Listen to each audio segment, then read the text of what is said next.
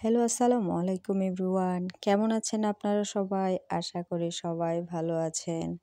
এটা কাকে দেখছেন? মৌনকে তো দেখে অবাক হচ্ছেন যে মৌনর ভিডিও আমি কেন ছাড়ছি? আসলে মৌন হচ্ছে আমার বড় ননাসের মেয়ে। তার মানে ও আমার ভাগ্নি। আমার ননাস হচ্ছে ৩ জন। ৩ জনের মধ্যে মৌনর মা বড়। আবার ভাগ্নির দিক থেকেও ও কিন্তু সবার বড়। আর ভাগ্নির বিয়ে লাগবে আর আমরা যাব না তা কি কখনো হয়? আর ওর বিয়েটা হয়েছিল কিন্তু ঢাকায়, সীমান্ত স্কয়ারে। দেখেন তো ওকে বউ সাজে কত সুন্দর লাগছে, মনে হচ্ছে আকাশ থেকে যেন একটা পরী নেমে এসেছে। আর বিয়েটা যদি হয় আবার পছন্দের মানুষের সঙ্গে তাহলে তো আর কোনো কথাই নেই। আর মৌনর মুখের হাসিটা দেখলেই বোঝা যায় যে সে সীমান্তকে পেয়ে কত বেশি খুশি। এই যে শেষমেশ আমাদের জামাই চলে এসেছে আর জামাইয়ের পাশে ওই যে পিচ্চিটা লেহেঙ্গা পরে আছে ওটাই কিন্তু আমার আতিয়া সোনা। আতিয়ার সাথে যে ২ জন আছে ওটা হচ্ছে আমার ২ ননাসের ২ মেয়ে। তারাও দেখতে কিন্তু মাশাআল্লাহ অনেক বেশি সুন্দর। মৌনর বিয়েতে আমরা অনেক বেশি মজা করেছিলাম, আমাদের অনেক বেশি ভালো লেগেছিল। আর সীমান্তকে আর মৌনকে মনে হচ্ছিল ওরা ২ জন রাজা আর রানী, দেখে তো অনেক বেশি সুন্দর লাগছিল। সবাই ওদের জন্য দোয়া করবেন আর সবাই মাশাআল্লাহ বলতে কিন্তু ভুলবেন না। আর জামাই আসার পর আমার ভাগ্নি মৌন, ও তো এন্ট্রি ডান্স দিচ্ছিল আর ও কিন্তু অনেক সুন্দর ডান্সও করতে পারে। ও যেমন রাঁধতে পারে তেমন নাচতেও অনেক সুন্দর পারে। আসলে ও সব কাজই মোটামুটি পারে। ও মেকআপটা আরও বেশি সুন্দর করে করতে পারে।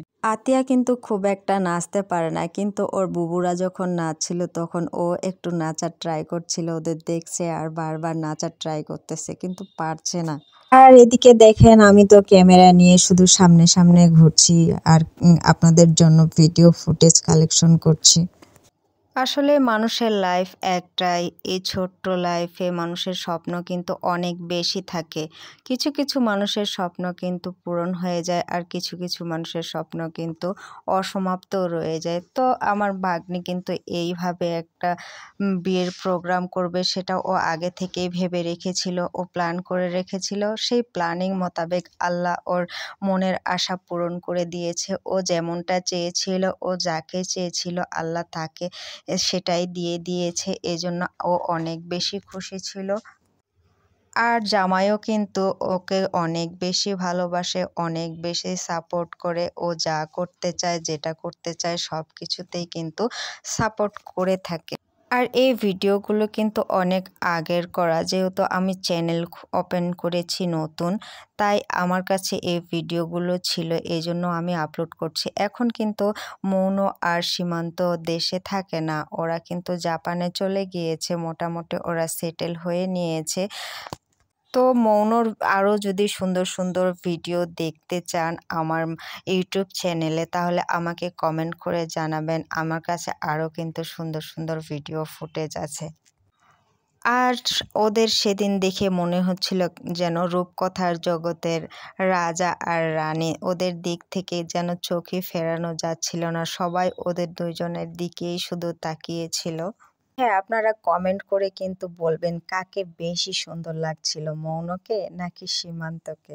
তো আজকের ব্লগটি এ পর্যন্তই। আমার ভিডিওগুলো ভালো লাগলে সবাই লাইক, শেয়ার এবং সাবস্ক্রাইব করবেন। সবাই আমার নতুন চ্যানেলের পাশেই থাকবেন, আমাকে সামনে এগিয়ে যাওয়ার জন্য সাহস যোগাবেন। ভালো থাকবেন সবাই। আল্লাহ হাফেজ।